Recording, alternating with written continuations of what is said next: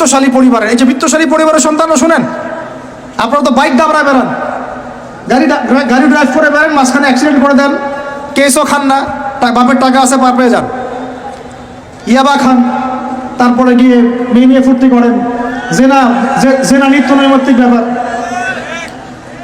একটা মেয়েকে পিছনে উঠান, 7 দিন ঘোরেন, আবার চেঞ্জ করেন, 7 দিন পর আরেকটা নেন। মুসআব বিন উমাইরও ধনীর সন্তান ছিলেন, ধনীর দুলাল। যখন ইসলাম এসেছে, কোরআন এসেছে, শুনেছেন তিনি, ইসলাম কবুল করেছেন। মা সম্পত্তি থেকে বঞ্চিত করেছে, তাকে চাটাইয়ের মধ্যে জড়িয়ে নিচে আগুন দেওয়া হতো, ধোঁয়া দেওয়া হতো, আযাব দেওয়া হতো পারিবারিকভাবে।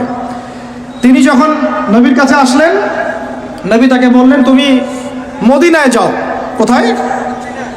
মদিনায় গিয়ে দাওয়াতি কাজ করো। মদিনায় দাওয়াতি কাজ করতে লাগলেন। তার একক দাওয়াতে মদিনার 75টা পরিবার ইসলাম কবুল করেছে।